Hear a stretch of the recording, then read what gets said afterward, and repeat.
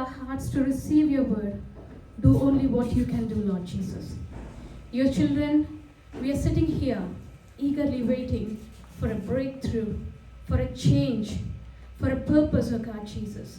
And I pray that Holy Spirit, you will minister to our hearts this morning. Speak to me, O Lord, and help me to release your word the way you want it. Yes, Jesus. Be glorified in this place. Continue to arise on our praises this morning, O Lord Jesus. You deserve the highest praise in this place. Hallelujah. You deserve the total attention in this place. Hallelujah. God, we thank you for the plans and purposes you have over each one of our lives. Amen. Thank you, Jesus. Holy Spirit, touch each one of us here and speak to us, O God. Thank you, Jesus. Let your will be done, Lord. In Jesus' name we pray. Amen. Amen. Hallelujah. Hallelujah. I titled my sermon as Return Home. आज मैंने जो मेरे सरमन का title है वो है घर वापस. घर लौटना भी बोल घर सकते लौटना. हैं. I asked Pastor this morning, how do you translate return home in Hindi? And he said, घर वापस ही. I said, no. We are not doing any promotion of Indian government here. Don't go with too complicated meaning. Just go with the simple meaning. मैंने आज सुबह जब pastor से बात की तो मैंने बोला कि इसका मतलब क्या है, तो मैंने कहा घर वापसी, पर वो बोले कॉम्प्लिकेटेड मत करो, इसको सिंपल तरीके से रखो. Hallelujah. Hallelujah. You and I are called for a purpose in our lives. मैं और आप एक पर्पस के लिए बुलाए गए हैं हमारी जिंदगी में. When God created us, there is a plan that He placed over our lives. जब परमेश्वर ने हमें बनाया तो उसने हमारे लिए एक प्लान को रखा, एक पर्पस को रखा. And God knows that we are living in a world very complicated times. और परमेश्वर जानता है कि जिस हम दुनिया में रह रहे हैं ये बहुत कॉम्प्लिकेटेड है. And God is aware that it is not an easy path to live in this life as a believer, as a born again Christian. और परमेश्वर जानता है कि इजी नहीं है मसीही जीवन जीना. That's why we are given this holy book where we would know what God wants us to do at a given time. इसलिए हमें पवित्र बाइबल दी गई है कि हम क्या करें जब हम किसी ट्रबल में होते हैं, किसी मुसीबत में होते हैं. Whoever comes to us saying that God, Pastor, we don't know what God wants us to do. जब भी कोई हमारे पास आता है तो हमें पूछता है कि पास्टर हम नहीं जानते परमेश्वर हमसे क्या चाहता है. I don't know what the will of God is over my life. मैं नहीं जानता कि मेरे जीवन में परमेश्वर का विल क्या है. I don't know how He wants me to serve Him. मैं नहीं जानता कि वो कैसे चाहता है कि मैं उसको सर्व करूं. And many times I heard Pastor Paul saying one thing. मैंने बहुत बार पास्टर को सुना है एक चीज बोलते हुए. Do you read your Bible? कि आप अपनी बाइबल को पढ़ते हैं क्या? Have you gone to the Lord in prayer asking what is His will over you? क्या आप परमेश्वर के पास गए हैं प्रार्थना की, परमेश्वर तेरा मकसद क्या है मेरे जीवन में? This is the only book which will set the direction of God in your life very clearly before your eyes. ये एक ही किताब है जो आपके लिए रास्ता बनाएगी परमेश्वर के लिए आपके जीवन में. Prophets may come and release the prophetic word over you. जो भविष्यवक्ता हैं वो आकर आपके ऊपर भविष्यवाणी कर सकते हैं. Pastors may come and release a blessing over you. जो पास्टर्स हैं वो आपके ऊपर एक ब्लेसिंग रिलीज कर सकते हैं. The brothers and sisters in fellowship may encourage you. Brother जो और भाई बहन हैं जो आपको एनकरेज कर सकते हैं. But only thing that would keep your path straight is the word of God. जो आपका रास्ता जो सीधा रखता है वो एक ही चीज है, प्रभु का वचन. It tells us what God wants us from each one of our life. ये बताता है कि हम परमेश्वर हमारे जीवनों में से क्या चाहता है. And how to walk our lives in a fellowship with God each day. और कैसे हमारे जीवन में हमें चलना चाहिए कि परमेश्वर के साथ साथ चलते रहें. Let's look to Acts chapter 3 verse 19. प्रेरितों के काम उसका 3 अध्याय. It says, repent then. वहाँ पे लिखा है कि पश्चाताप करो and turn to God. और परमेश्वर की ओर मुड़ो. So that your sins may be wiped out. जिससे प्रभु के सम्मुख विश्रांत के दिन में आए. That times of refreshing may come from the Lord. जिससे प्रभु के सम्मुख से विश्रांत के दिन आए. Repent then and turn to God. पश्चाताप करो और परमेश्वर की ओर मुड़ो. That's why I titled my sermon as Return Home. इसलिए मैंने अपना जो टाइटल दिया है उसका मतलब है घर वापस. Hallelujah. Hallelujah. I like the NIRV version. English we have many versions, and today only I got to know that Hindi has one standard version. और जो इंग्लिश में है डिफरेंट वर्जन्स हैं बाइबल में, पर हिंदी में एक दो ही है। The refreshing times in this version is translated as the time the Lord will make something new. जो Acts chapter 3 verse 19. The refreshing times is referred as the time that Lord will make something new. पहले प्रेरितों का काम उसका 3:19 में लिखा है कि जिससे प्रभु के सम्मुख विश्राम के दिन आए।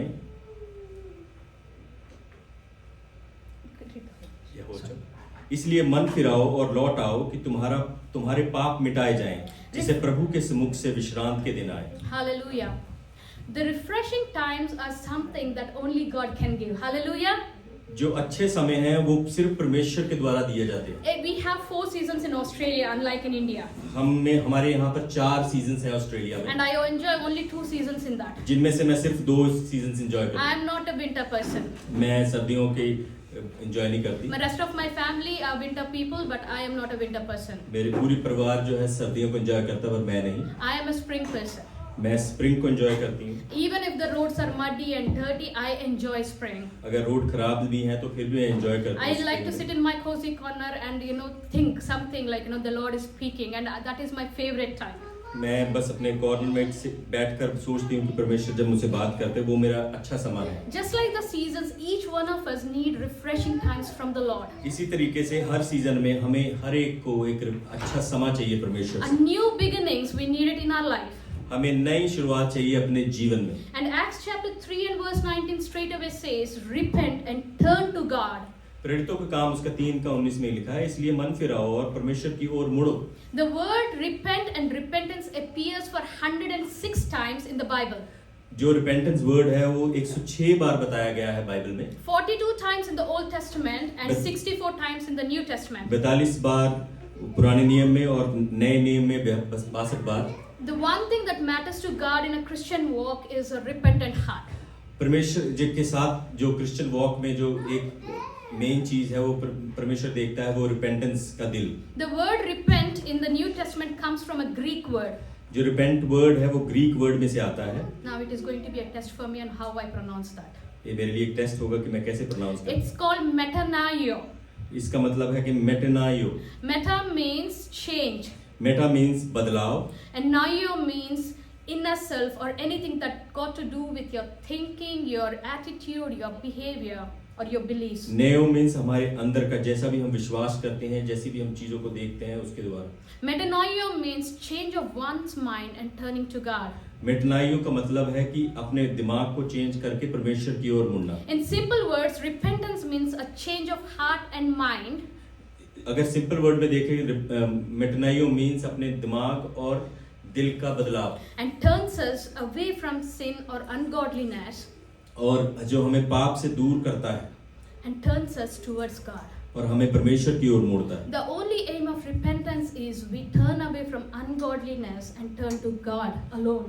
जो रिपेंटेंस का मतलब है कि हम उसका एक ही रास्ता है कि हम परमेश्वर की ओर मुड़ जाते हैं और सिर्फ परमेश्वर की ओर देखते हैं। Matthew chapter 3 and verse 8 says, bear fruit in keeping with repentance. मत्ती की इंजील में लिखा है कि अपने जो फ्रूट्स हैं उनको बढ़ाएं और रिपेंट लगातार करते रहें। A Christian life is not just about bearing fruit, but bearing in balance with a heart surrender to God. मसीही जो जीवन है वो सिर्फ फल लाना नहीं बल्कि सरेंडर करके अपने आप को परमेश्वर की अगुवाई में रखना। Repentance is an act of worship. जो रिपेंटेंस है वो एक आराधना को दर्शाता है। Psalm 139 verse 23 and 24. जो साम है वो भजन संहिता 39 उसका 23 and 24. 23 और 24 आयत। The psalmist David says, God, search my heart and test me. परमेश्वर दाऊद कहता है कि परमेश्वर मेरे दिल को जांच और मुझे परख। And see if there is anything offensive in me. और देख कोई ऐसी चीज तो नहीं जो तुझे ऑफेंसिव लगती है। And lead me into everlasting ways. और मुझे अपने रास्तों की ओर चला। We all know that David was called a man after God's own heart. हम जानते हैं कि जो दाऊद राजा था वो परमेश्वर के दिल का व्यक्ति था। Because he knew what God was looking into each one of our lives. वो क्योंकि वो जानता था कि परमेश्वर क्या चाहता है हमारे जीवनों से। God wants only restoration with each one of us. क्योंकि परमेश्वर चाहता है कि हमारे साथ चलता रहे। And restoration cannot be complete without repentance. और जो रेस्टोरेशन है वो रिपेंटेंस के बगैर नहीं खत्म हो सकती। Many times we think that I have been a believer for many years. बहुत बार हम सोचते हैं कि हम विश्वासी हैं बहुत सालों से, I'm saved मैं बचाया गया हूँ and I don't need repentance. और मुझे रिपेंटेंस की जरूरत नहीं है। Repentance is for someone who doesn't know Christ. Repentance जो है वो किसी और के लिए जो को परमेश्वर को नहीं जानता। And today, as I was preparing for this message, the Lord was speaking to me around 1 o'clock in the morning.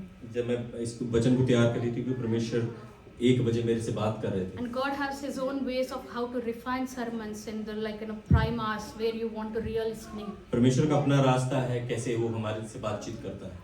He was very clear that anything that takes our heart away from God, और परमेश्वर बहुत clear थे कि जो भी चीज जो हमारा दिल उससे दूर करके लेके जाती है, anything that shifts our focus away from God, कोई भी चीज जो हमारा फोकस जो परमेश्वर से दूर करती है, or anything that puts God in the second place is not godliness.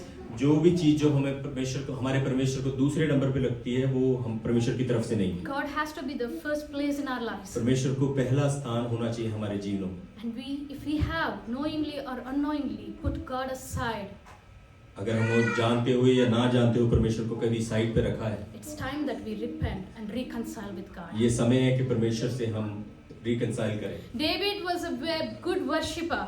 जो दाऊद राजा था वो बहुत अच्छा आराधक था। He could easily worship God, whether it was wilderness or whether it was a battlefield or a palace, wherever it was, he could easily worship God. जहाँ पर भी वो था, वो चाहे पैलेस में था, चाहे जंगल में था, कहीं पर भी था, वो इजीली आराधना कर सकता था परमेश्वर की। But he always said one thing, God, look inside me. और पर उसने एक चीज हमेशा बोली कि परमेश्वर मेरे अंदर झांक। Whatever I may think is okay or चलता है is not चलता है for you. परमेश्वर कोई भी जब मैं चीजों को सोचूं ये ठीक है चलता है ऐसे ना सोचूं। Only you can lead me to everlasting ways. तू ही मुझे उस अंत के रास्ते में लेके चल सकता है। Repentance means agreeing with God. Repentance जो कि परमेश्वर के साथ अग्री करना, What you disagreed with Him in the past. जो आप डिसएग्री किए पिछले समय में। Repentance doesn't mean that you will beat yourself and cry and say I'm a sinner. Repentance का ये मतलब नहीं कि हम अपने आप को मारें और कहें कि मैं पापी हूँ। Repentance means you understand what your father doesn't like and reconcile back to him. Repentance का मतलब है कि जो आपका पिता है वो जो पसंद नहीं करता आप उसके दोबारा पास आए और वो चीजों को दोबारा ना करें। Let's look into the book of Ruth. आइए हम रूथ की किताब में जाएंगे। Even though this is called a book of Ruth, my primary focus would be on Naomi. ये जो है बुक ऑफ रूथ बताइए, पर मेरा जो मेन फोकस है वो नाओमी के ऊपर है। Ruth chapter 1. रूथ चैप्टर उसका एक पहला अध्याय, Verse 6 and 7. I'll read it in English first. मैं पहले इंग्लिश में पढ़ूंगी। When Naomi heard in Moab that Lord had come to the aid of his people by providing food for them, she and her daughter-in-laws prepared to return home from there. With her 2 daughter-in-laws, she left the place where she had been living and set out on the road that would take them back to the land of Judah.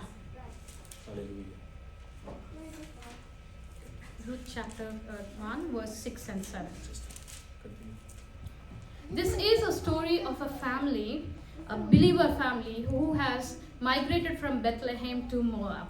Now Bethlehem, if we look into Bible, the meaning of Bethlehem is, it's a house of bread. Jesus said, I am the bread of life. So Bethlehem is a house of bread, meaning that the journey of salvation started from there. It should be a place of worshippers. जो बैतलहम है उसका मतलब है कि जो आराधनालय का जगह। So this family from Bethlehem had decided to move to Moab for a while. और ये जो परिवार था इन्होंने डिसाइड किया कि हम यहाँ से मूव होंगे दूसरी जगह पे जिसका नाम था Moab. Moab. So Moab, because they decided to move as there was famine in the house of bread. वहाँ पे वो जहाँ से मूव हो रहे थे उस जगह पर अकाल पड़ा हुआ था, इसलिए उन्होंने डिसाइड किया कि वो वहाँ से मूव होंगे। This family belongs to a tribe called Ephrathah. ये जो फैमिली है उस ट्राइब से बिलोंग करती है जिसका नाम था अफरता। The meaning of this word tribe is fruitful. जिसका मतलब है फलदायक। Just pay attention that this family who represents fruitfulness, they move from the house that God has placed them to a place where they wanted to live for a while. ये family जो परमेश्वर ने जहाँ से इनको move किया था और परमेश्वर चाहता था कि वहाँ पर वो कुछ देर के लिए रुके। And this is a story of a man called Elimelech. ये कहानी है Elimelech. So Elimelech, being the head of the house, makes a decision that let's move to Moab, relocate for some time, and come back when it is all okay in Bethlehem. और Elimelech जो है कि decision लेता है कि हम थोड़ी देर के लिए मोआब में मूव हो जाते हैं और जब तक सब कुछ सही ना हो जाए बैतलहम। So he moves in there with his wife and 2 sons. और वो वहाँ पे मूव होता है अपनी बीवी और 2 बच्चों के साथ। Though he belongs to a tribe that means fruitful, जो जिस ट्राइब से वो बिलोंग करता है उसका मतलब है फलदायक। he is supposed to live a very good life in Bethlehem. और वो बड़ी अच्छी जिंदगी जीवन जी सकता है बैतलहम में। But the situations were not in favor of Elimelech and his family. पर उसके जो सिचुएशन थी जो उस समय था वो उसके फेवर में नहीं था। So Elimelech decided on his behalf and the family's behalf that they have to move from the house of God to a place idol worship is done. और उसने डिसाइड किया कि हम यहाँ से मूव होंगे और वहाँ जहाँ उस जगह पर जो मूर्ति पूजा होती थी। And it's a pagan land. और वो मूर्ति पूजकों की जगह। Moabites were not friends of Israelites. जो मोबाइट्स थे वो इजरायलियों के दोस्त नहीं थे। They were idol worshippers, ungodly people. वो जो है थे मूर्ति पूजक थे और वो आइडल वर्शिप जो परमेश्वर के पीछे नहीं चलते थे। And he just made a decision based on what he saw today. और उसने डिसीजन बनाया कि जो उसने आज देखा उसके ऊपर। Forgetting what God had done yesterday. और भूल गया कि परमेश्वर ने पहले पीछे क्या किया उसके साथ। And what God could do tomorrow. और परमेश्वर क्या कर सकता है कल। Going far from God's will and plan and walking into enemy's territory is not a blessing. जो है कि परमेश्वर के प्लान से जब हम दूर हो जाते हैं, हम दुश्मन की टेरिटरी में चल के जब जाते हैं, वो एक आशीष नहीं है। As you step into enemy's territory, it never brings peace. जब आप दुश्मन की टेरिटरी में जाते हैं तो वो एक पीस नहीं लेके आता हमारे जीवन। It may look green and promising, but there is no life there. वो अच्छा दिखेगा दूर से पर वहाँ पर जीवन नहीं है। And except for distraction, there is nothing good you can talk about. वहाँ पे आप कुछ भी आप अच्छा नहीं बता सके उस जगह के बारे में। And that's what exactly happened with Elimelech, that after some time he died. वही चीज हुई जो थोड़े समय के बाद वो इंसान मर गया। The choices you make while you are in need determine what you hold tomorrow. जो आप चॉइसेस अपने जीवन में बनाते हैं उसको बहुत ही ध्यान से बनाएं कि जो आपका कल है वो सही रहे। The choices you make today when you are in need determine what you will hold in your future. जो आप चॉइसेस सिलेक्ट करते हैं आज वो आपका कल के जो फ्यूचर है उसके बारे में बताती है। Moab symbolically represented ungodliness. जो मोआब था वो अनगॉडलीनेस के बारे में बताता It है। was a place of idolatry. वो जो जगह थी वो एडल्ट्री की जगह थी। It was an ungodly life. वो एक प्रभु को ना मानने वाला जीवन था। And he walked along with his family there. वो परमेश्वर के साथ वो अपने फैमिली के साथ उस जगह पर गया। Many times we fail to reach out to God in times of need and we run to the place of provision. कई बार हम परमेश्वर के पास जाने से पहले उस जगह पर चले जाते हैं जहाँ से हमें कुछ मिल रहा है। Now you might think at that time the Moab was the enemy of Israel. आप सोचोगे कि आप सोच रहे हो कि मोआबी जो थे वो इजरायलियों के दुश्मन थे। But anything that distracts our focus from God is Moab in our lives. जो भी हमारा जो फोकस है परमेश्वर से जो हटाता है वो है Moab. And the Bible says they went there for a while. Bible कहती है कि वो थोड़े समय के लिए वहां पर गए। And they spent 10 years living in that place. और उन्होंने 10 साल गुजार दिए उस जगह पर रहते रहे। There is a famous Japanese saying. एक जापानीज सेइंग है। If you get onto the wrong train, get off at the nearest station. अगर आप गलत से दूसरी ट्रेन में चढ़ जाए तो अगले स्टेशन पे उतर जाएं। The longer you take to get off, the more expensive the return trip will be. अगर आप ज्यादा समय उस ट्रेन में रहेंगे तो वो आपके लिए भारी पड़ सकता है। The same applies to life. वही चीज हमारे जीवन के लिए भी अप्लाई होती है। Dear friends, we need to know that when we are in need, the only place you and I need to run to is our God alone. मेरे भाई और बहनों, हमें ये जानने की जरूरत है कि परमेश्वर के पास हमें भागने की जरूरत है जब हमें कोई जरूरत है। Because when you take longer to get off the train, अगर you आप will end up paying more than what it costed you to reach there. अगर आप ज्यादा समय लोगे उतरने में ट्रेन से तो आपको ज्यादा पे करना पड़ेगा उसके लिए। Elimelech did the same thing. He went on there for a while, spent 10 years, only to die there. Elimelech उसने भी वही चीज की और 10 साल के लिए वहां गया और वहां पे जाके मर गया। Only after death of her sons, Naomi started to realize that she has to leave that place for good. उनके बच्चों के मरने के बाद नयोमी जो थी उसने रियलाइज किया कि हमें उस जगह को छोड़ना होगा। Thanks to God that she responded to the conviction God has placed and decided to return from that place. परमेश्वर का धन्यवाद हो कि उसने परमेश्वर की बात को सुना और वहां से चलने का डिसीजन लिया। While she was in Moab, she still heard about the Lord, that He came in to help His people. वो जब मोआब में भी थी तो उसने परमेश्वर के बात को सुना और क्योंकि उसको ये रियलाइज हो गया था कि परमेश्वर उनकी हेल्प करने के लिए आया। We need to understand that being a child of God is not one-off activity. हमें ये समझने की जरूरत है परमेश्वर के बेटे या बेटियां होने के कारण ये कोई एक्टिविटी नहीं है। It is an ongoing process. ये एक प्रोसेस है जो चलता रहता है। The reason repentance was mentioned 106 times in Bible is God is serious about it. 106 bar repentance word जो बाइबल में मेंशन किया गया है क्योंकि परमेश्वर इस चीज के लिए सीरियस है। Peter was someone very close to Jesus. जो पतरस था वो परमेश्वर के साथ बहुत ही नजदीकियों में था। He was very possessive about वो Jesus. परमेश्वर के साथ बहुत ही पॉजिटिव था उस परमेश्वर के बारे में। And he had a revelation that Jesus is the Messiah, the deliverer. और यीशु उसको एक रेवलेशन था कि यीशु जो है वो छुड़ाने वाला है। But when the crucial time came, he denied Jesus. पर वो जब ऐसा समय आया तो उसने परमेश्वर के बारे में इनकार कर दिया। Salvation is not just about accepting God as your savior. जो साल्वेशन है वो सिर्फ परमेश्वर को ग्रहण करना ही या उसके साथ चलना नहीं है। But living in repentance and turning back to God and allowing to His will to work in our lives. और रिपेंटेंस का जीवन जीना और परमेश्वर के जो विल है हमारे जीवन के लिए उसको अलाउ करना है। Being a Christian is not a trend of you name it and claim it. जो क्रिश्चियनिटी है वो उसकी ये ट्रेंड नहीं है कि आप इसका नाम ले लेंगे तो ये आपकी हो जाएगी। It's not about just blessings or breakthroughs. ये सिर्फ आशीषों और ब्रेक थ्रू के लिए नहीं है। It is about relationship with your God.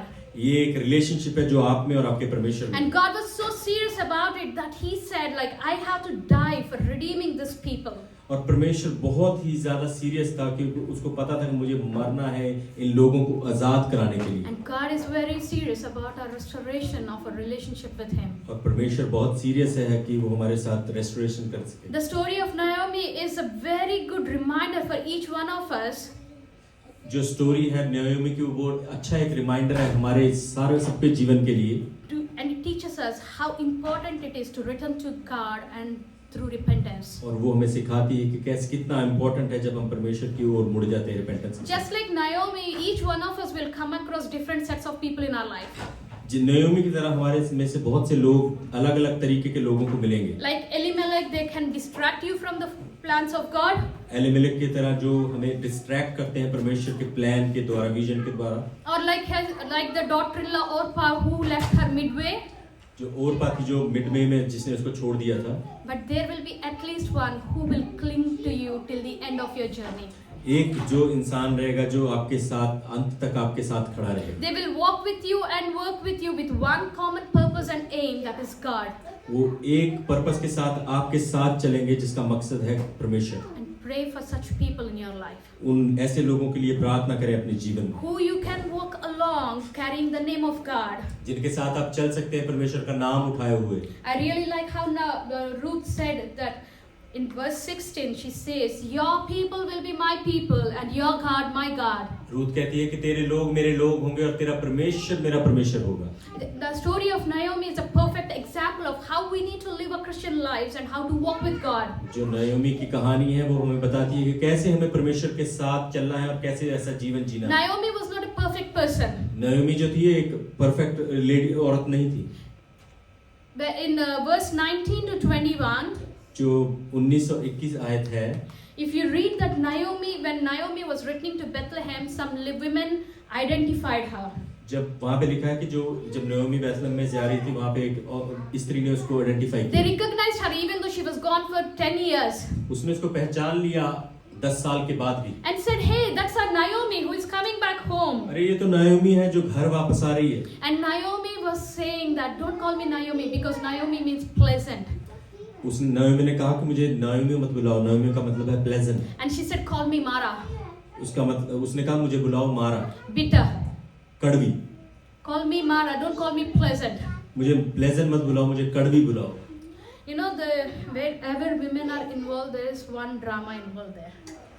जहाँ पर भी स्त्रियां इन्वॉल्व होती हैं वहाँ पे कुछ ना कुछ होता है। God has filled us with so many emotions.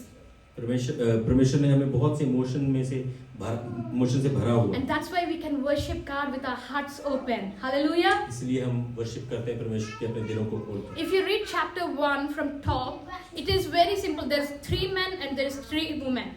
जब हम पहला अध्याय पढ़ते हैं उसमें लिखा कि 3 और स्त्रियां और 3 मेन थे उसमें। The story of men is very straightforward. जो बंदों की जो स्टोरी है वो बहुत स्ट्रेट फॉरवर्ड है। They left Bethlehem, went to Moab, died there, and story ended there. उन्होंने बैतलहम को छोड़ा, मोआब में गए और वहाँ पे जाके मर गए, स्टोरी खत्म। Then comes the women. उसके बाद आती हैं स्त्री। They hug, they cry, they exchange dialogues. They hug, they cry.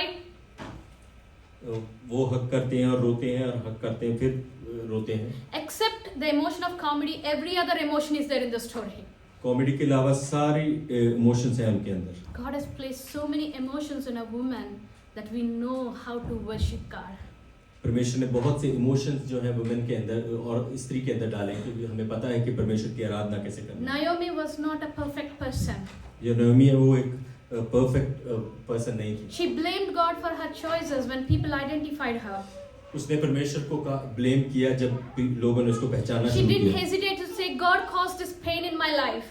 उसने ये नहीं सोचा, उसने ये कह दिया कि परमेश्वर ने इस दर्द को मेरे जीवन में दिया। But she said, I went away full from this place only to return empty.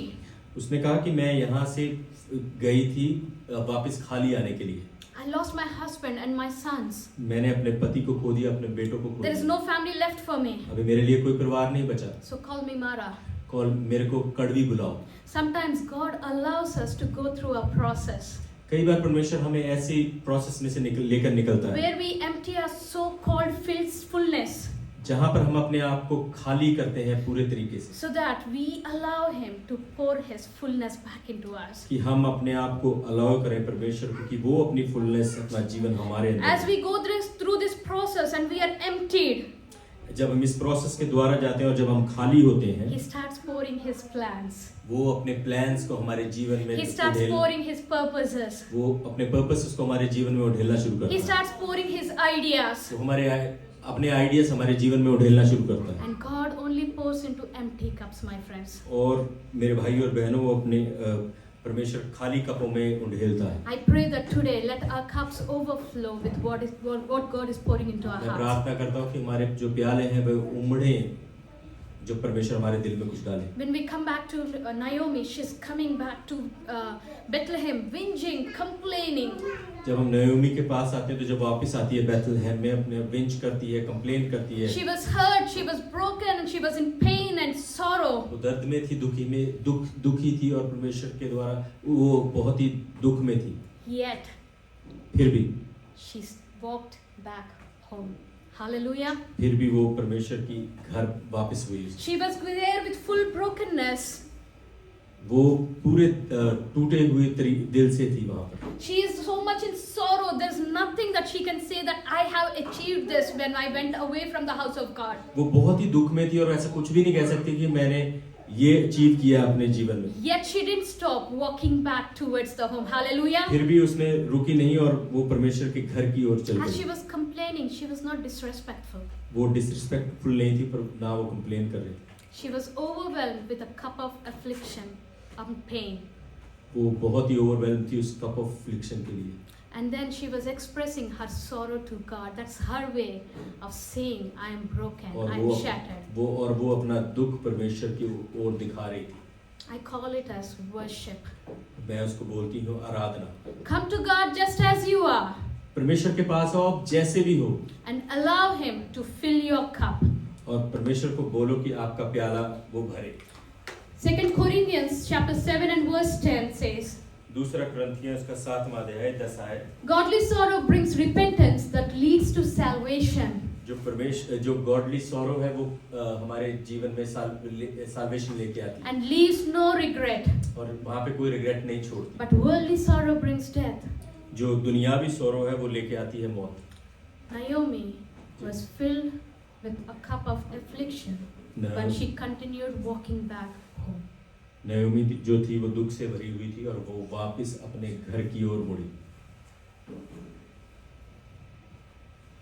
chapters, if you go back home and read chapters 2 to 4, it teaches us as Naomi was walking back. जब वो नयोमी अपने घर को वापस जा रही थी, In her pain, in her sorrow, in her shame, उसके दुख में और उसके सताव में, when she was offering that worship to God, और जब वो अपनी ऑफरिंग दे रही है परमेश्वर को आराधना के द्वारा, she was not understanding that she's yielding her spirit to God. वो नहीं समझ रही थी कि वो अपने आप को ढीला कर रही है परमेश्वर के आगे। And as she was yielding her spirit to God, जैसे अपने आप को वो आगे परमेश्वर के आगे रख रही थी, the favor was being unlocked. जो परमेश्वर का फेवर था वो अनलॉक हो रहा था। Restoration was being unlocked. जो रेस्टोरेशन थी वो अनलॉक हो रही थी। Healing was being unlocked. जो हीलिंग थी वो अनलॉक हो रही थी। Provision was being unlocked. जो प्रोविजन थी वो अनलॉक हो रही Her थी। tests are turning into testimonies. जैसे उसके टेस्ट थे वो टेस्टिमनी की ओर Her बढ़ रहे bitterness थे। is turning into joy. जो कड़वाहट थी वो खुशी की तरफ मुड़ रही थी। Each step was unlocking a door at a time. हर एक जो स्टेप था वो अनलॉक हो रहा था। And above all, उसके ऊपर fellowship was unlocked. Hallelujah. Fellowship थी वो अनलॉक हुई। Because people recognized Naomi. She didn't go running. People recognized this is our Naomi coming back home. लोगों ने उसको पहचान लिया, वो नहीं पहचानी पर लोगों ने उसको पहचान लिया कि ये तो नयोमी है जो घर वापस आ रही है। This is our God. ये हमारा परमेश्वर। As you take one step towards Him, जब आप एक कदम परमेश्वर की ओर लेते the हैं, doors that have been shut for so long, जो दरवाजे बहुत सालों से बंद हुए हैं, they starts unlocking. वो परमेश्वर उनको खोलना शुरू You कर may देता है। not see all the doors opening, आप देख ना सकेंगे कि सारे दरवाजे खुल रहे but do हैं, not stop. Just continue walking towards God. पर रुके ना, परमेश्वर की ओर चलते रहे। Joel 2:12 and 13 says, जोएल 2:13 में लिखा है, even now declares the Lord, यहाँ पर परमेश्वर कहता है कि अब जो मैं डिक्लेयर करता हूँ, return to me with all your heart, मेरी तरफ आओ अपने पूरे दिल से। with fasting and weeping and mourning.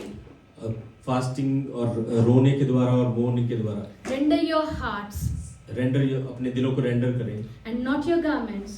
और अपने कपड़ों को नहीं।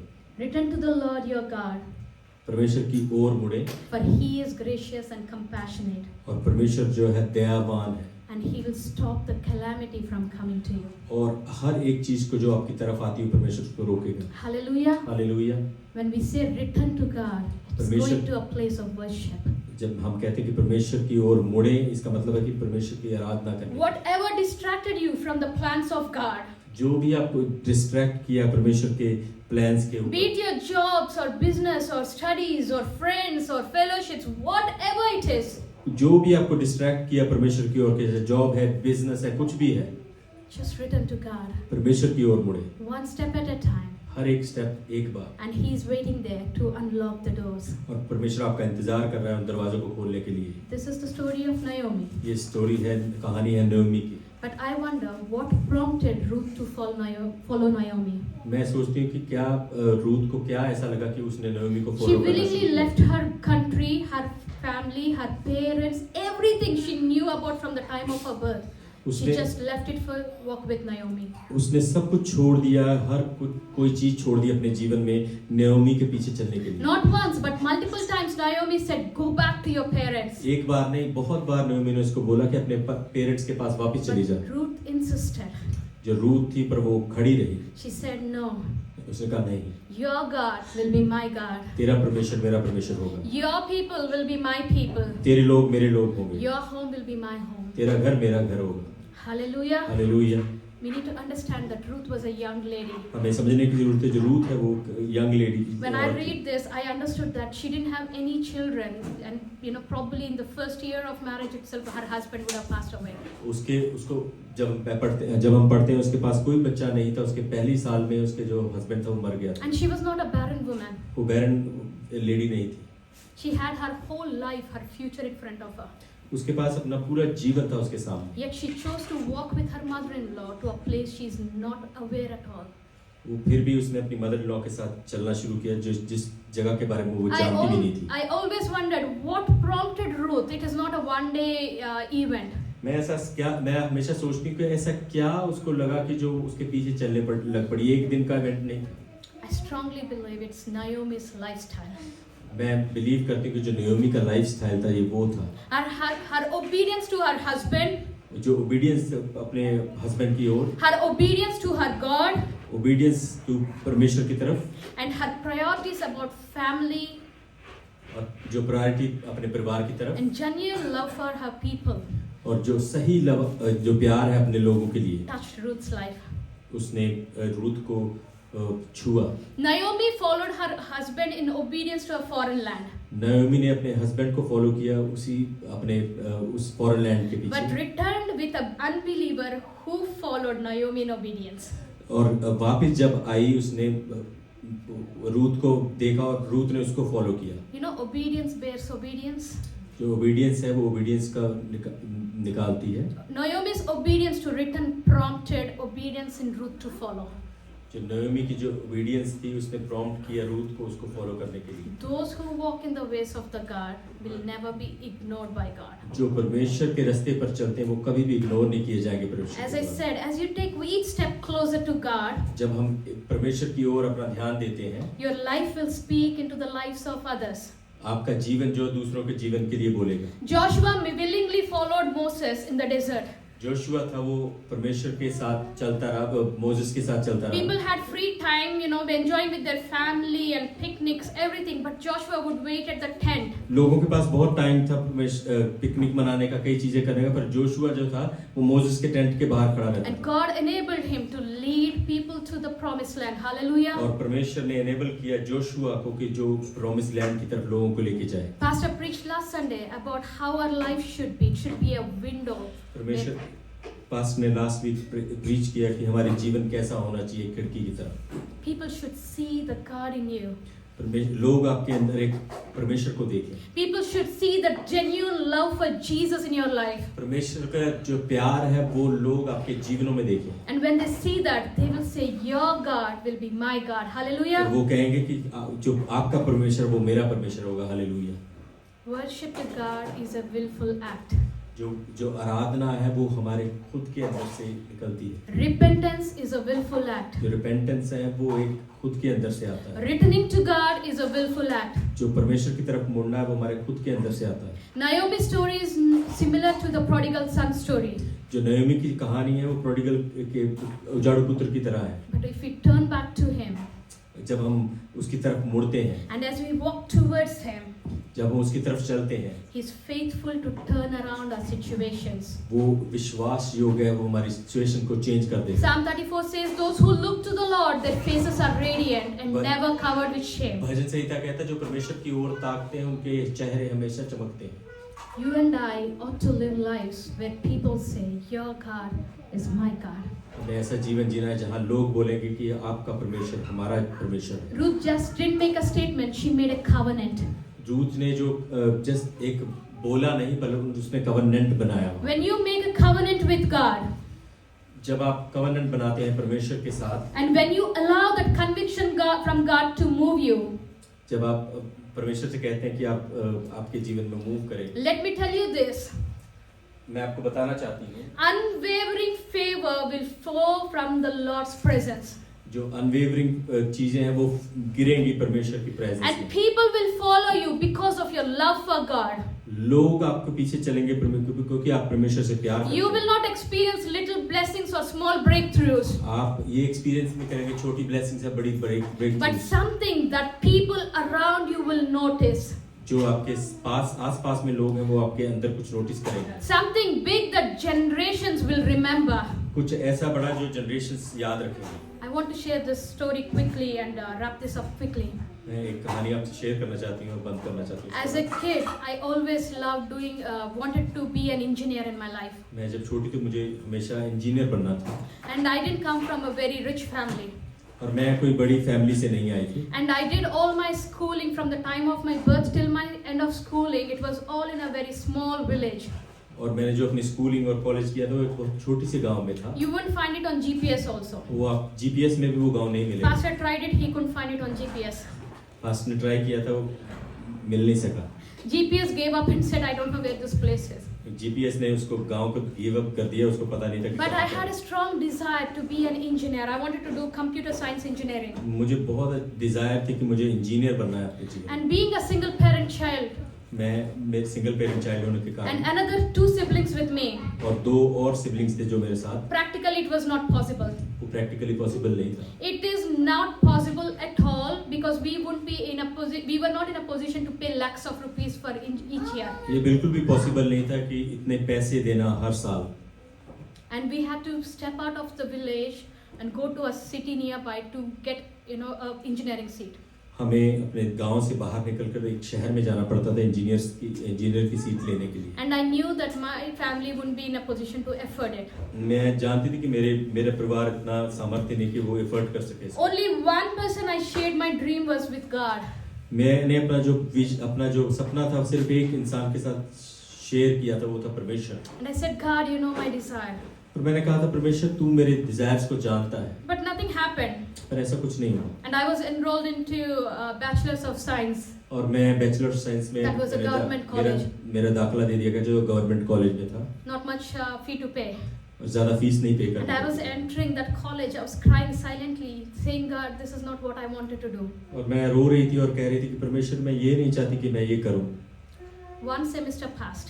एक सेमेस्टर के बाद I scored 89%. मैंने 89% स्कोर किया। Unwillingly, I was studying. मैं ना चाहते हुए भी स्टडी कर रही थी। Then God does something. और फिर परमेश्वर कुछ करता है। There opens an engineering college in this small town which GPS could not catch. कि यहाँ पर एक छोटी सी विलेज में जिसको जीपीएस भी कैच नहीं करता वहाँ पे इंजीनियरिंग कॉलेज खुला। Engineering college was there, but where does money come from? Engineering college था पर पैसा कहाँ से आएगा? When I heard about engineering college, my pain increased. जब मैंने सुना इंजीनियरिंग कॉलेज मेरे दर्द और बढ़ गया। I said, God, this is not fair. मैंने कहा परमेश्वर ये सही नहीं है। And then comes my uncle from military. और फिर मेरे अंकल आते हैं जो मिलिट्री में थे। And then he sees me, I'm enrolled into Bachelor of Science. और उसने देखा कि मुझे एनरोल कर दिया गया बैचलर ऑफ साइंस And में। he says, you are not made for this. उसने कहा तू इसके लिए नहीं बनी। And he puts me into engineering college. और उसने मुझे इंजीनियरिंग कॉलेज में दाखिला दिलाया। Come on, let's give a hand of praise to Lord for He is a good God. आइए परमेश्वर के तारीफ के साथ। That only one seat was left in computer science. और कंप्यूटर साइंस में सिर्फ एक सीट बची हुई। It was 2.5 lakhs.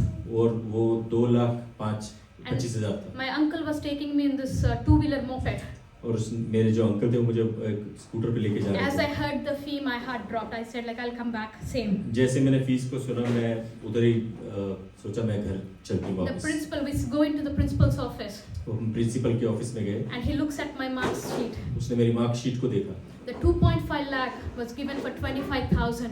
वो जो 2.5 लाख था वो 25,000 में दे दिया। I'm speaking. I'm a living testimony of what God done in my life. और मैं लिविंग टेस्टिमनी जो परमेश्वर ने मेरे जीवन में And किया। not just that. और वो ही नहीं, At the end of 4th year, चौथे साल में one semester was left. एक सेमेस्टर जब बच गया था। And then the tension of securing a job arises then. जो टेंशन रहती है कि सिक्योर जॉब करने के लिए। So I went to the nearest city where they were doing off-campus recruitments. और मैं वहाँ पे पास में एक शहर में गई जहाँ पे ऑफ कैंपस रिक्रूटमेंट हो रही थी। I was not the top student in my class. मैं कोई बड़ी स्टूडेंट नहीं थी अपने But I क्लास had में, faith. पर मेरे पास विश्वास था। 6,000 students attended that day. 6,000 students थे, उन्होंने अटेंड किया वहाँ पर। Maybe less than 100 were recruited. उसमें से सिर्फ 100 लोगों को चुना I was गया। the only one from my college to get a job even before completing engineering. मैं सिर्फ एक ही थी जिसको जॉब मिली before completing engineering college. That's our God. वो हमारा परमेश्वर है। He can do something supernatural. वो सुपरनेचुरल चीजें करता है हमारे जीवन में। We might think the doors are closed, nothing is happening. हम सोचें कि दरवाजे बंद हो गए हैं, कुछ नहीं हो रहा। We might think that there is this so much troubles and tribulations coming our way. हम सोचें कि कुछ बहुत सारे ट्रबल आ रहे हैं हमारे आगे, बहुत सारी चीजें आ रही हैं। You might think I had to give up my dreams now. आप जब सोचेंगे कि मैंने अपने सपनों को भी दे देना है, छोड़ देना है। But when you are in the hands of God, जब आप परमेश्वर के हाथों में होते हैं, He can do something supernatural. वो कुछ बड़ा कर सकता है And आपके when I जीवन में। think of the goodness of God, मैं जब सोचती हूँ परमेश्वर की भलाइयों के बारे में, मैं जब सोचती हूँ परमेश्वर की भलाइयों के बारे में, can't stop crying. मैं रोती हूँ बहुत। And I also want to talk about Pastor. Pastor के बारे में प्रार्थना करना तो His बहुत बताना चाहती हूँ। dad left his religion to follow Jesus.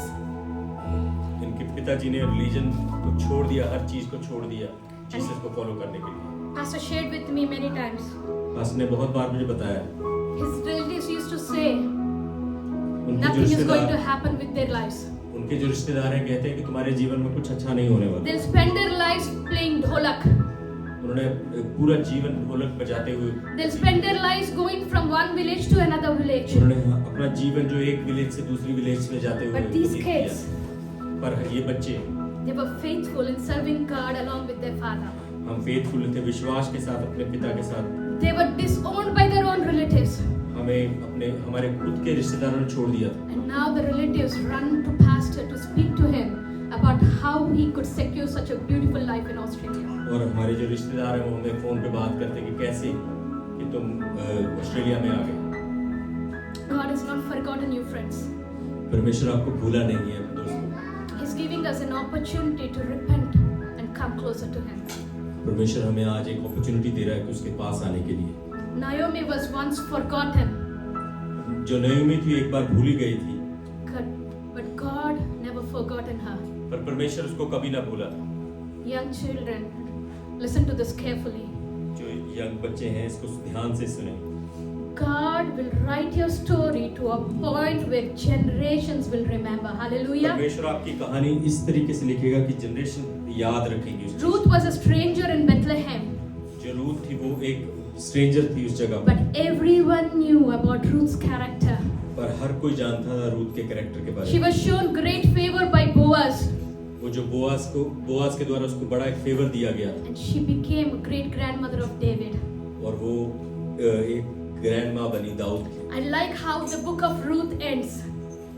मुझे पसंद है कि जैसे रूथ की जो किताब खत्म होती है जब, It ends with the genealogy of King David, और वो जीनियोलॉजी बताती है राजा दाऊद की। indicating the beginning of the coming of a savior. Hallelujah. वो बताती है कि दृष्टांत दिखाती है कि कैसे यीशु का आना होगा। It begins with the journey of salvation and restoration to mankind. वो स्टार्ट होती है वहां से कि जैसे जो लोगों का साल्वेशन कैसे होगा, Because Naomi chose to return home.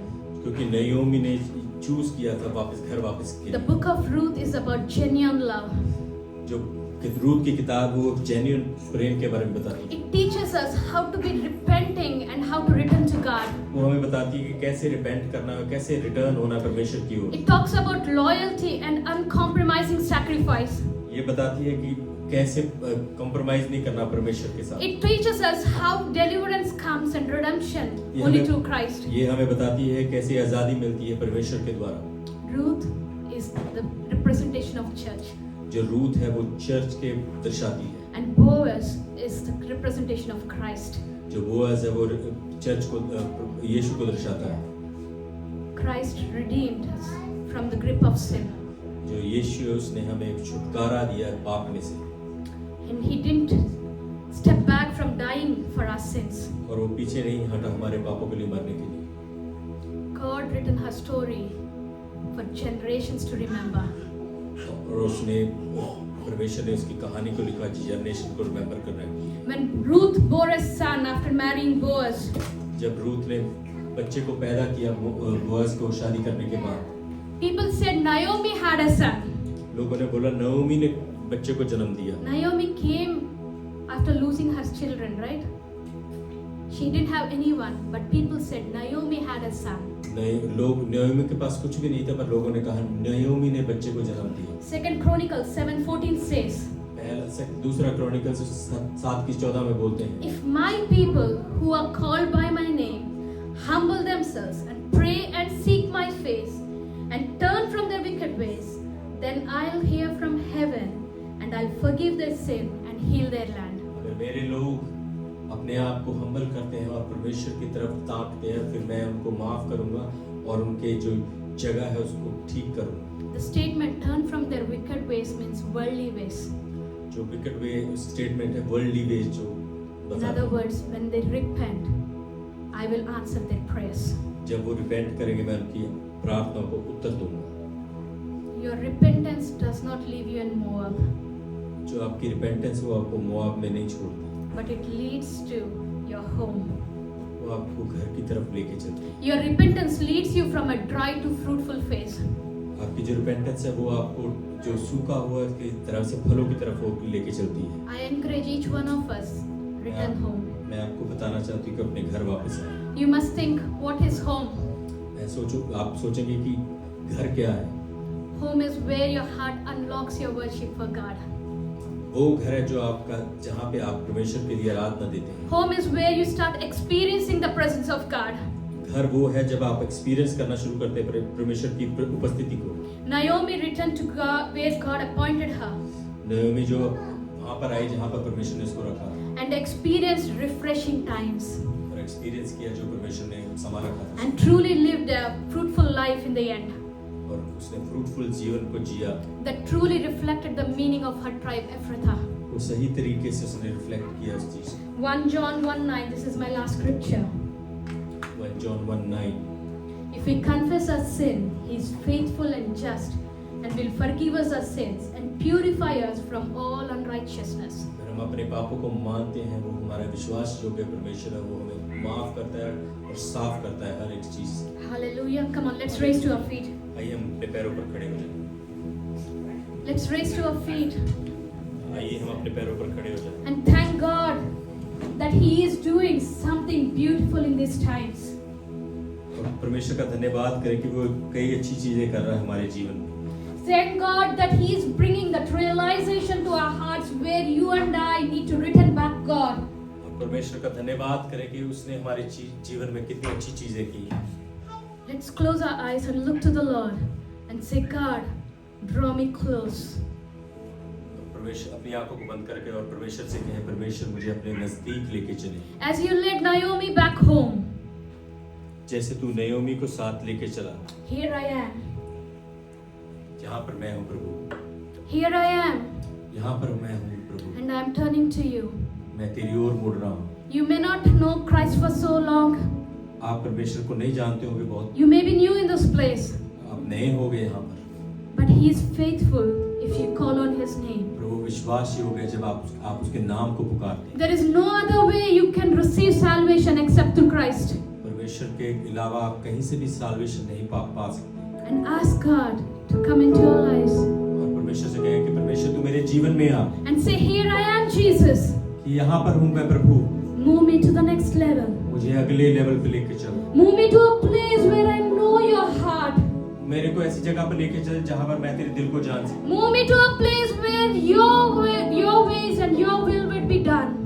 मुझे ऐसी जगह पर लेके चल जहाँ पे तेरी विल, वो तेरी इच्छा पूरी हो। Move me to a place where you are king. मुझे ऐसी जगह पे लेके चल जहाँ पे तू राजा है। And I'm your child. और मैं तेरा बेटा हूँ। हालेलुया। धन्यवाद हो प्रभु। अपनी आंखों को बंद रखें और परमेश्वर की ओर ताकते रहें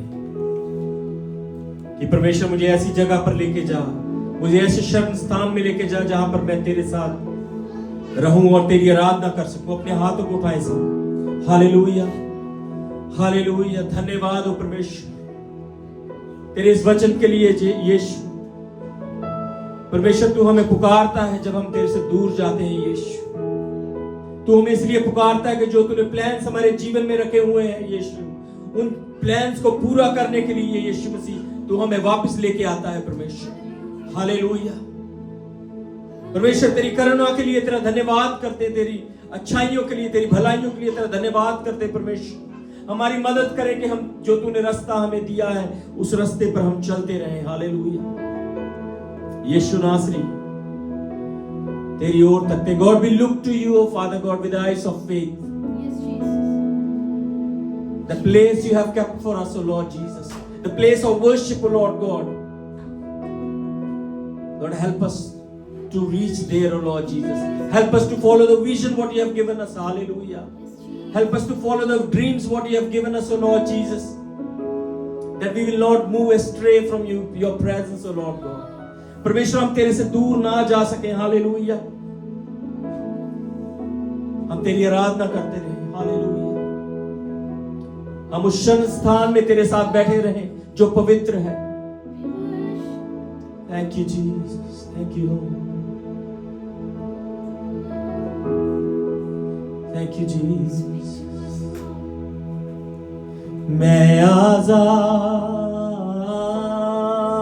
हूँ, मैं आजाद तेरे लहू से हुआ हूँ। मैं आजाद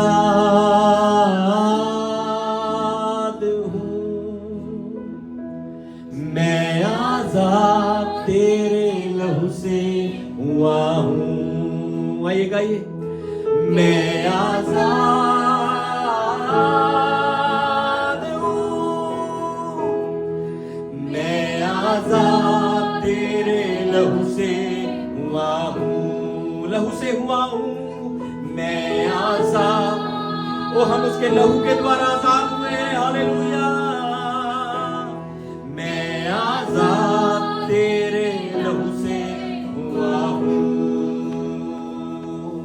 मैं आजाद तेरे लहू से हुआ हूँ, मैं आजाद तेरे लहू से हुआ हूँ।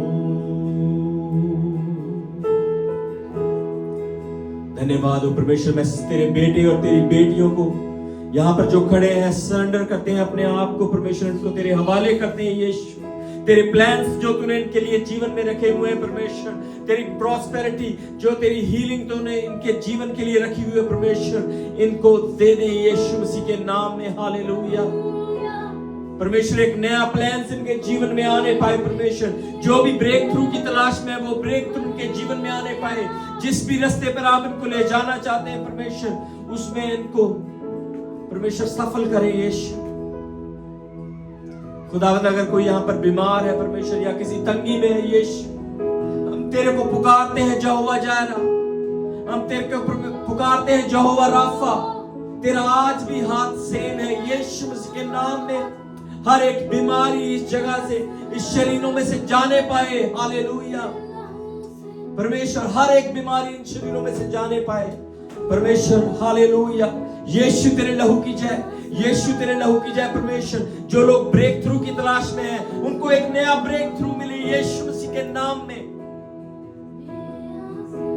परमेश्वर। आपका वचन कहता है तू बच तो तेरा घराना भी बचाया जाएगा यीशु। यहाँ पर ऐसे जो घराने हैं परमेश्वर जो अभी तक नहीं बचाए गए, यीशु मसीह के नाम में वो घराने बचाए जाएं। हालेलुया, हालेलुया,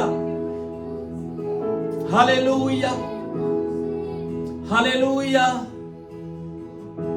आजाद हो यीशु मसीह के नाम में तेरे लोग परमेश्वर, आजाद हो यीशु मसीह के नाम में। सारे बंधन टूटे यीशु मसीह के नाम में जो इनको तेरी प्रेजेंस में आने से रोकते हैं। हालेलुया परमेश्वर। सारे कर्ज तू हमारे माफ कर यीशु मसीह के नाम में। एक नई आजादी, एक नया जीवन परमेश्वर हमें दे, जो हम बैतलहम में वापस आ सके परमेश्वर और तेरी आराधना कर सके। हालेलुया।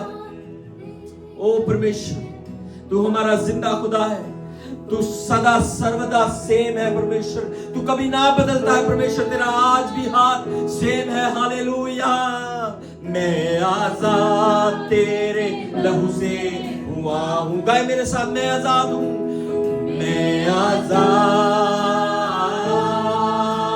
हूं। हालेलुया।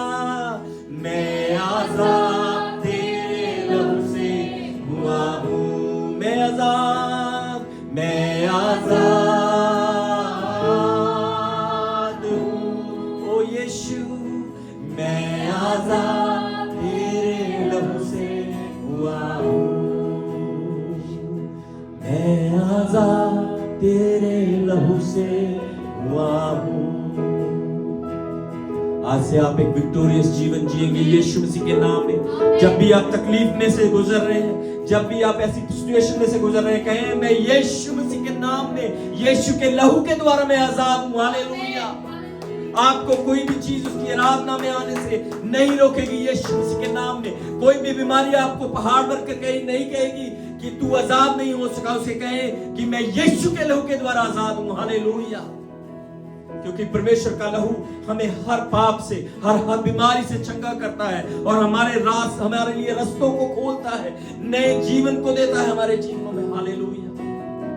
यीशु मसीह के नाम में मैं आजाद हूं। कहें, हमेशा कहते रहे कि यीशु मसीह के नाम में मैं आजाद हूं। कोई भी बीमारी मुझे यीशु के पास आने से नहीं रोक सकती, क्योंकि मैं लहू के द्वारा आजाद हूं। हालेलुया। Thank you Jesus.